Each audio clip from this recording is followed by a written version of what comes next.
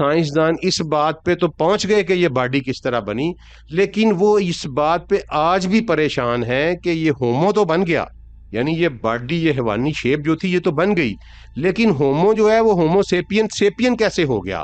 اس نے یہ اتنا تورمار اور اتنا کیسے سورما بن گیا کہ اس نے پوری دنیا کو قبضہ کر لیا اور یہ اشرف المخلوقات کہلانے لگا؟ کس طرح ہوا کہ اس کے برین نے اتنا کام کرنا شروع کر دیا؟ اس پہ سائنس آج تک پریشان ہے اور ان کو کوئی جواب نہیں مل رہا، اور کسی بھی سائنسدان کا باپ بھی جو ہے وہ نہیں پہنچ سکتا جب تک وہ قرآن کو نہ پکڑے گا۔ اعوذ باللہ من الشیطان الرجیم، بسم اللہ الرحمن الرحیم۔ ربی ادخلنی مدخل صدق واخرجنی مخرج صدق واجعل لی من لدنک سلطانا نصیرا۔ اللہم صلی علی سیدنا محمد وعلی آلہ وصحابہ وبارک وسلم۔ السلام علیکم۔ آج سے الحمدللہ ہم قرآن پاک کو باقاعدہ پڑھنے کا سلسلہ شروع کر رہے ہیں، اور اس میں میری خواہش تو یہ ہے کہ میں ساتھ ساتھ آپ کو پریزنٹیشن بھی دوں، لیکن انشاءاللہ آہستہ آہستہ یہ سسٹم میرا جو ہے امپروو ہو جائے گا تو وہ بھی آپ کو دے دیا کریں گے۔ لیکن اس کی بات شروع کرنے سے پہلے میری اپنے تمام سننے دیکھنے والوں سے گزارش ہے کہ قرآن کو پڑھنے کا مطلب یہ ہے کہ میں آپ کے ساتھ فہم قرآن جو ہے وہ شیئر کروں گا، اور یہ فہم قرآن جو ہے، یہ قرآن اپنا میننگ جو ہے ہر انسان کے اوپر اس کی کوشش اور اس کی استطاعت کے اوپر کھولتا ہے۔ یہ بڑی عجیب و غریب قسم کی کتاب ہے، جب آپ اس کو پڑھیں گے تو پھر پتہ چلے گا اس کو الفاظ میں بیان نہیں کیا جا سکتا۔ تو لہٰذا میں یہ بڑے شروع میں بتا دینا چاہتا ہوں کہ میرا فہم القرآن جو ہے یہ کلاسیکل جو اپروچ ہے اس سے تھوڑا سا ڈیفرنٹ ہے، اور یہ ایسا نہیں ہے کہ کوئی میں نے اپنے پاس سے بنایا ہے، یہ بالکل ہمارے جو مقدمین تھے، جو پرانے لوگ تھے، ہمارے سلف جو صحابہ سے جنہوں نے قرآن سیکھا، یہ اسی پیٹرن کے اوپر ہے۔ لیکن بہرحال اس کے باوجود آپ میرے فہم سے اختلاف کرنے کا بھرپور حق رکھتے ہیں، اور یہ بھی حق رکھتے ہیں کہ آپ بے شک اس کو یکسر مسترد کر دیں، کیونکہ میرا صرف مقصد یہ ہے کہ میں آپ کو اور اپنی یوتھ کو قرآن کے قریب لے کے آؤں، اور وہ جب خود قرآن پڑھیں گے مجھے پورا یقین ہے کہ ہماری نیکسٹ جنریشن جو ہم سے بعد ہے، وہ جو قرآن پڑھے گی ان کا ایکسپوجر زیادہ ہے، ان کا علم زیادہ ہے، تو وہ اس کو بہت بہتر طریقے سے انڈرسٹینڈ کر سکیں گے۔ ایک تو یہ میں نے گزارش کرنی تھی کہ آپ کو حق حاصل ہے کہ آپ اس کو مسترد کر دیں یا آپ اس سے اختلاف کریں۔ دوسری بات یہ ہے کہ جو کوشچن آنسر اور کوئریز کی بات ہے اس پہ بھی ہم ایک سیشن کر لیا کریں گے، اور پھر ابھی تھوڑا سا میرا کام باقی ہے، پھر ہم ایک فزیکل سیشن کا بھی انشاءاللہ بندوبست کریں گے بہت جلد ہی، اللہ خیر رکھے۔ تو یہ میری چند ابتدائی گزارشات تھیں قرآن کی باقاعدہ سٹڈی شروع کرنے سے پہلے۔ اب ہم جو میں نے سیکوینس بنایا ہے وہ یہ ہے کہ ہم پہلے قرآن کو ٹاپک وائز، جو بڑے بڑے ٹاپک ہیں جس سے انسان کو واسطہ پڑتا ہے اپنی زندگی میں، پہلے وہ قرآنک اور حدیث کے حوالے سے سٹڈی کریں گے، اور اس کے بعد جو ہے اس کے بعد پھر ریگولر سٹڈی یا ایک ترتیب وار سورہ وائز سٹڈی پہ بھی آ جائیں گے انشاءاللہ۔ تو یہ میں کوشش کروں گا کہ 2 یا 3 ویڈیوز آپ کو ہفتے میں ملتی رہیں، اور پھر آہستہ آہستہ اس میں بڑھتا بھی رہے۔ تو میری آپ سے گزارش ہے کہ اس کو زیادہ سے زیادہ پھیلائیں، زیادہ سے زیادہ شیئر کریں، اور اس کی ویزیبلٹی کی امپرومنٹ کے لیے جو ریکمنڈیشن یوٹیوب دیتا ہے وہ اس صورت میں زیادہ ہوتی ہے جب کہ اس کے سب چینل کے سبسکرائبر زیادہ ہوں۔ تو مہربانی فرما کر اس کو سبسکرائب بھی کریں اور دوسروں کو ریکمینڈ بھی کریں اگر آپ کو بات اچھی لگے۔ دیکھیں، میں نے قرآن جو ہے یہ پڑھنا شروع کیا تھا آج سے 30 سال پہلے، اور 25 سال تک میں اس پہ نہیں بولا، میں پڑھتا رہا پڑھتا رہا پڑھتا رہا، اور یہ قرآن ایک ایسی کتاب ہے کہ جو ایک دفعہ اس میں اندر گھس جائے یہ پھر اس کی جان نہیں چھوڑتی، یہ اس کو اپنا بنا لیتی ہے، بلکہ میں پنجابی میں کہتا ہوتا ہوں کہ یہ جفا ڈال لیتی ہے انسان کو، کسی جوگا نہیں چھوڑتی۔ تو میں نے 25 سال تک کسی موضوع پہ بھی بات نہیں کی، صرف ریسرچ کرتا رہا۔ جو اکنامکس کے ٹاپک آتے تھے قرآن میں ان کے لیے اکنامکس پڑھتا تھا، جو کاسمالوجی کے آتے تھے ان کے لیے کاسمالوجی پڑھتا تھا، اس طرح ہی ساری چیزوں کے ساتھ۔ اور رب کعبہ کی قسم کھا کے کہتا ہوں کہ قرآن میں ایسے ایسے علوم چھپے ہوئے ہیں کہ دنیا کا کوئی انسان ایسی کتاب لکھ ہی نہیں سکتا۔ اور دوسری بات یہ ہے کہ ابھی بھی 25 سال کے بعد میں نے آج سے 5 سال پہلے بولنا اس پہ شروع کیا تھا.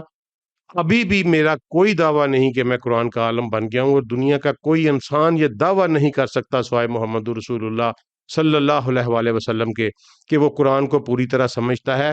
اس میں میرا خیال ہے کوئی کم از کم کوئی 40 سے 50 ہزار برانچیز آف نالج تو میں ڈھونڈ چکا ہوں اس میں، اور اس میں ایسا ایسا علم ہے کہ جس کو ابھی بیان نہیں کیا جا سکتا آپ کے سامنے، اور ایسی ایسی باتیں ہیں کہ عقل دنگ رہ جاتی ہے اور انسان سر دھنتے رہ جاتا ہے کہ یہ کس طرح ہو سکتا ہے کہ کسی کتاب میں اس طرح کی باتیں ہوں. یہ میرے اللہ کا کلام ہے، یہ وہ کلام ہے جو میرے محبوب، میرے محسن، میرے مرشد سیدنا محمد مصطفیٰ صلی اللہ علیہ وآلہ وسلم کے قلب اطہر پر نازل کیا گیا، اور تواتر کے ساتھ، بغیر کسی ترمیم کے، بغیر کسی تخفیف کے، بغیر کسی اضافے کے، یہ اسی طرح ہمارے پاس منتقل ہوا. تو سب سے پہلا ٹاپک جو میں نے سلیکٹ کیا ہے آج شروع کرنے کے لیے، وہ ہے انسان کی تخلیق. اس کی وجہ یہ ہے کہ انسان بیسک اور بنیادی سبجیکٹ ہے انسان قرآن پاک کا. قرآن پاک کا اگر ایک کہا جائے کہ یہ کس لیے نازل ہوا، تو یہ انسان کی ہدایت کے لیے نازل ہوا. ہدایت سے مراد یہ ہے کہ انسان کا یہ جو لائف پیٹرن ہے یہ اللہ کے بنائے ہوئے قانون کے مطابق گزرے، تاکہ اس کی اگلے آنے والی زندگی جو ہے وہ محفوظ ہو. تو ایک تو یہ وجہ ہے کہ میں یہ کہوں کہ قرآن کا بنیادی سبجیکٹ انسان ہے، تو میں انسان سے شروع کر رہا ہوں. دوسری بنیادی وجہ یہ ہے کہ قرآن نے خود ایک حکم دیا ہوا ہے، اور وہ ہے سورہ الطارق، اور اس کی آیت نمبر ہے 5. فَلْيَنْظُرِ الْإِنسَانُ مِمَّ خُلِقَ، کہ انسان کو غور کرنا چاہیے کہ وہ کیسے پیدا کیا گیا ہے، کس چیز سے پیدا کیا گیا ہے، کہاں سے پیدا کیا گیا ہے. تو یہ قرآن حکم دے رہا ہے، اس لیے حکم دے رہا ہے کہ انسان جب تک اپنی تخلیق پہ غور نہیں کرے گا وہ اپنے آپ کو دریافت نہیں کر سکتا. اب انسان کی تخلیق کے بارے میں آپ کو پتہ ہے کہ ایک سائنٹیفک تھیری ہے جس کو ہم تھیری آف ایولیوشن کہتے ہیں، اور جو کہ چارلس ڈارون نے پیش کی تھی، اور آج اس کو ربش قرار دیا جا چکا ہے. لیکن اس کے باوجود آج بھی پوری سائنس یہ مانتی ہے کہ اگرچہ ڈارون کی تھیوری کے کوئی ہمیں ثبوت نہیں ملے، اور لیکن یہ بہرحال طے شدہ بات ہے کہ انسان تھرو ایولیوشن پیدا ہوا ہے. اب اس پہ قرآن کیا کہتا ہے، اس کا جواب دینے کے لیے ہمیں اس وقت اگر ہمارا جو انٹیلیجنسیا تھا وہ قرآن اور سائنس کو کوریلیٹ کرتا، تو آج ایولیوشن کی تھیری کے جو سمجھنے کے لائٹ ہولڈر ہوتے وہ مسلمان ہوتے. لیکن انفارچونیٹلی کسی نے اس پہ غور نہیں کیا، بلکہ وہ ایک کلاسیکل لوگوں کے ہاتھوں میں قرآن تھا، اور انہوں نے ڈنڈا لے کے وہ پیچھے پڑ گئے اور اس کے اوپر فتوے لگانے شروع کر دیے. حالانکہ یہ ہو ہی نہیں سکتا کہ قرآن وہ کتاب جو کہ صرف انسان کی فلاح کے لیے نازل ہوئی ہے، وہ انسان کی تخلیق پر کوئی مفصل بیان نہ دے. تو قرآن نے تو بڑا مفصل اور تفصیل کے ساتھ ایک ایک کر کے کھول کھول کے بیان کیا ہے کہ ہم نے انسان کو پیدا کیسے کیا. اس لیے اللہ تعالیٰ نے یہ کہا کہ انسان کو اس پہ غور کرنا چاہیے کہ اس کو پیدا کیسے کیا گیا. اب اس کے بعد جو ہے نا جی، وہ ایک مرحلہ یہ آتا ہے، اللہ تعالیٰ قرآن پاک میں کہتے ہیں کہ انسان اس دنیا پہ، اس زمین پہ موجود نہیں تھا. قرآن کی واضح آیات ہے سورہ المریم، اور اس کی آیت نمبر ہے 67. اوالا یذکر الانسان ان خلقنہ من قبل ولم یکو شیئا، کیا انسان کو یہ یاد نہیں رہا کہ ہم نے اس کو پیدا کیا ہے. خلقنہ، میں نے اس کو پیدا کیا ہے، ہم نے پیدا کیا ہے. اللہ کہہ رہے ہیں اس سے پہلے یہ وجود ہی نہیں رکھتا تھا، یہ موجود ہی نہیں تھا. اب اللہ تعالیٰ کی ایک صفت ہے فاطر. آپ نے قرآن میں پڑھا ہوگا کہ اللہ خالق السماوات والارض، اور یہ بھی پڑھا ہوگا اللہ فاطر السماوات والارض. اب خالق اور فاطر میں یہ فرق ہے کہ خالق وہ ہے جو ایگزسٹنگ چیزوں کو جوڑ کے ایک نئی چیز بناتا ہے، اور فاطر وہ ہے جو بغیر کسی چیز کے موجود ہونے، عدم سے وجود میں لے کے آتا ہے. تو اللہ تعالیٰ یہ کہہ رہے ہیں کہ یہ زمین موجود تھی، یہاں زندگی موجود تھی، لیکن انسان موجود نہیں تھا. اس کا مطلب کہ انسان یہاں پہ ارتھ کے بننے کے بعد، بہت دیر کے بعد انسان یہاں پہ آیا ہے. یہ ایک سورہ مریم کی آیت کا مطلب ہے.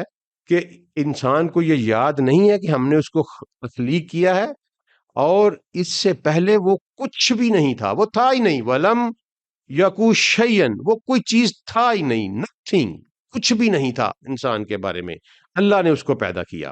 تو اللہ نے پیدا کیسے کیا؟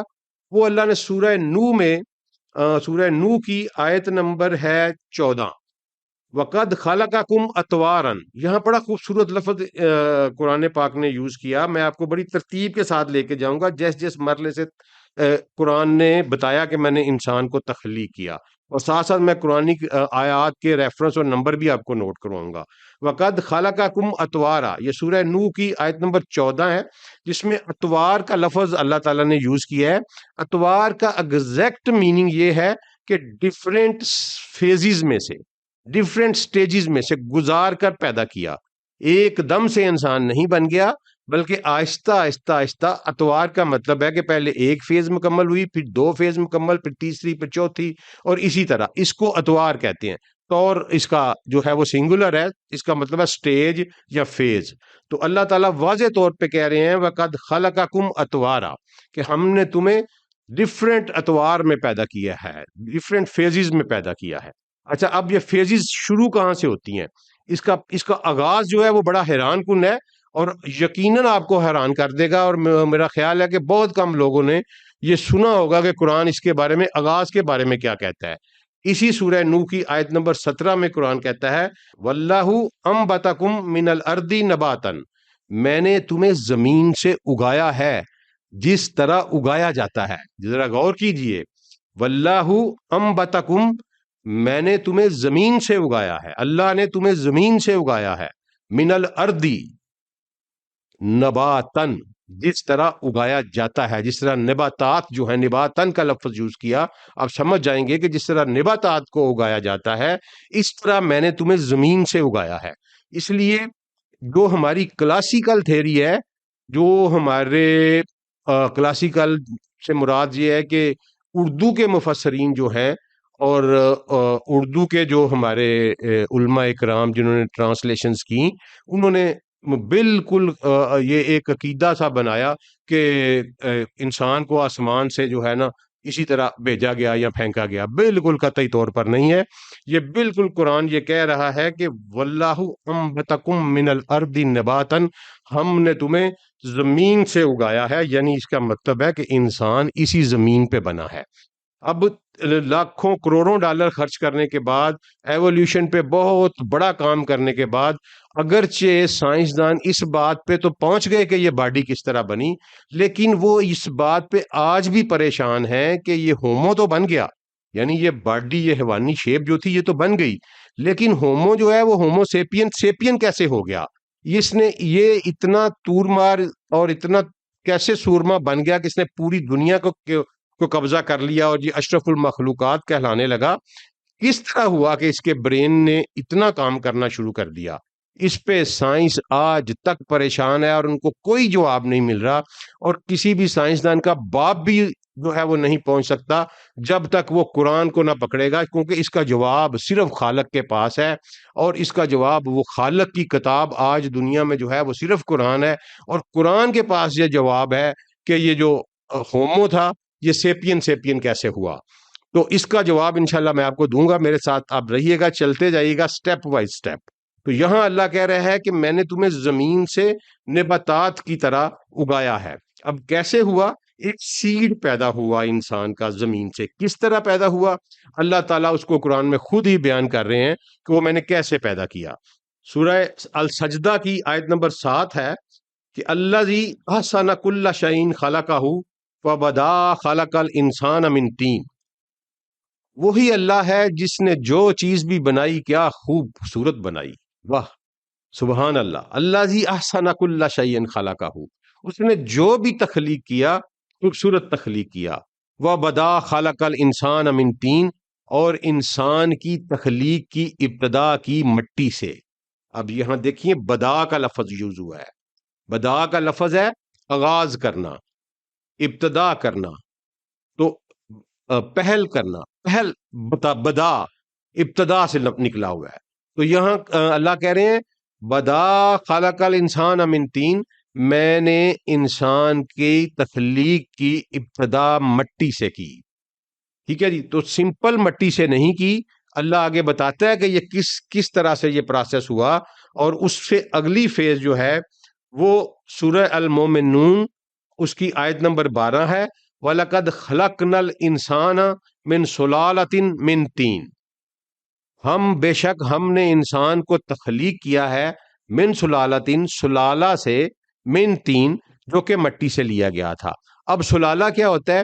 سلالہ کہتے ہیں انرٹ مٹیریل کو, یعنی کہ جس کو ہم نا اردو میں کہتے ہیں ست.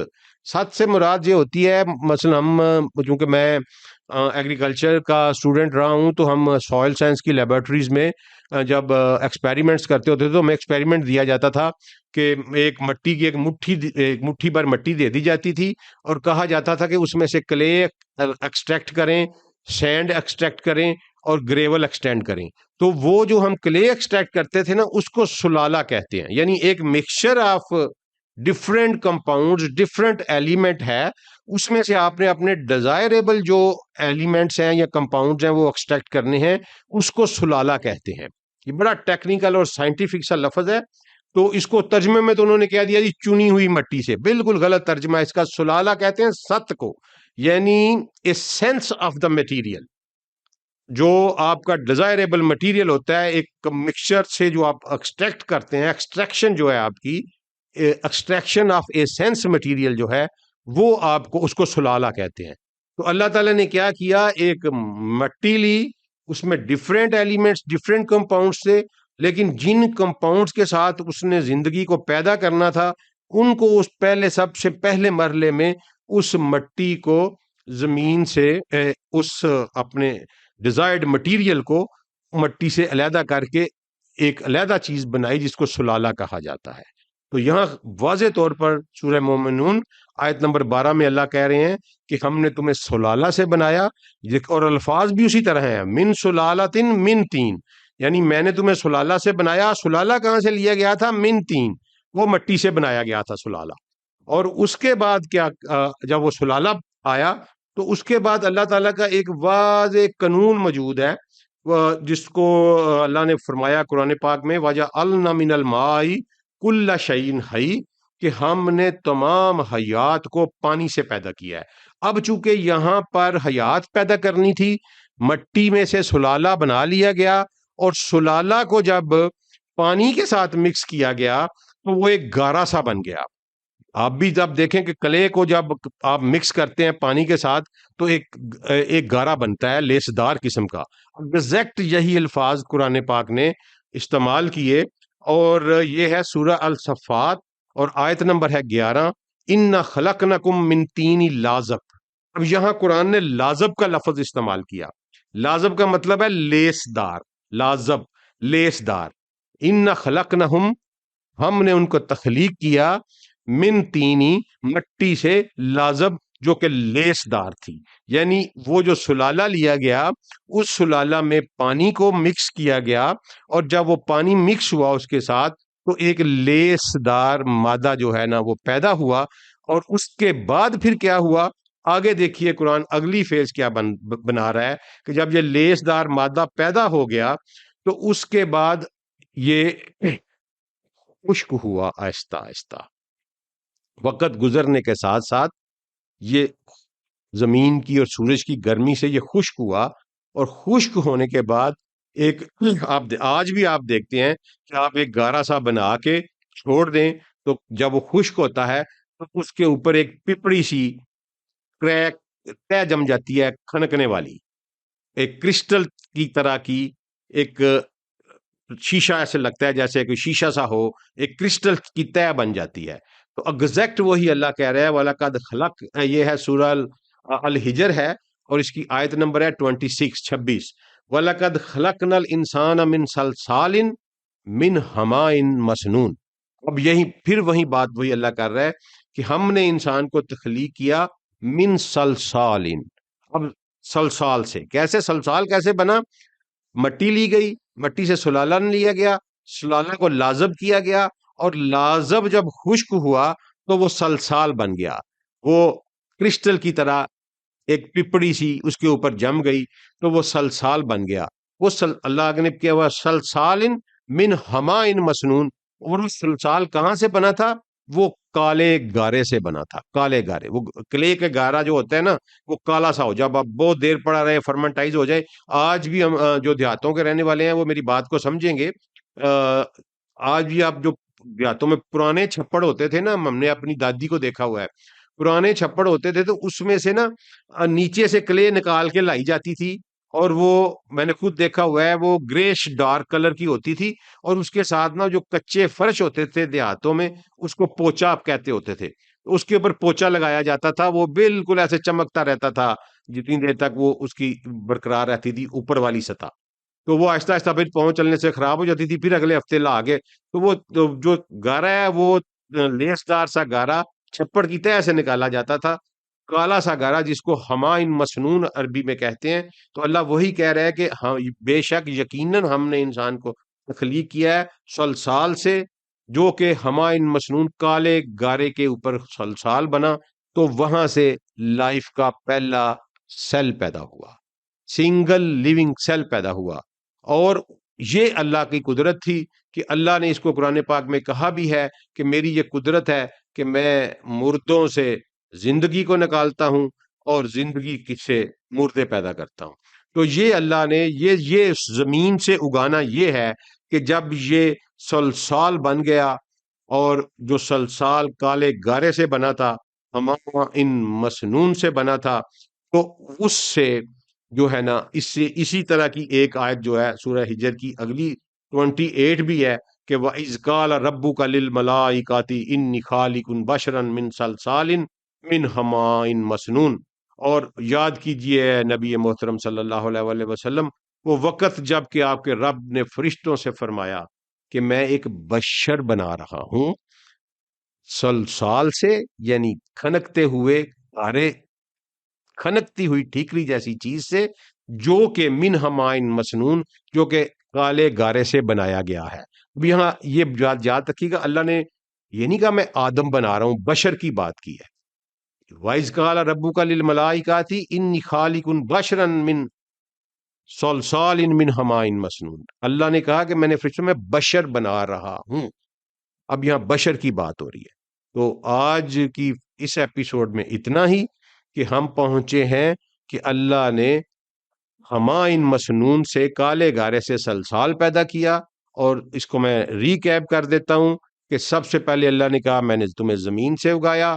زمین سے کیسے اگایا؟ کہ اللہ نے ایک زمین کی مٹی کیا ایک کوئی مقدار لی، اس میں سے انرٹ مٹیریل سلالہ نکالا، اس سلالہ کو پانی کے ساتھ جب لیسدار مادہ بنایا تو وہ لازب بن گیا.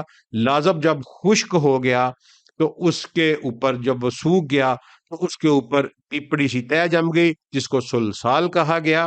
اور سلسال جو ہے وہ کالے گارے سے بنا تھا. تو اللہ تعالیٰ نے اپنے فرشتوں سے کہا کہ میں بشر پیدا کر رہا ہوں ایک سلسال سے. آج اتنا ہی، اگلی قسط میں پھر ہم آگے چلیں گے.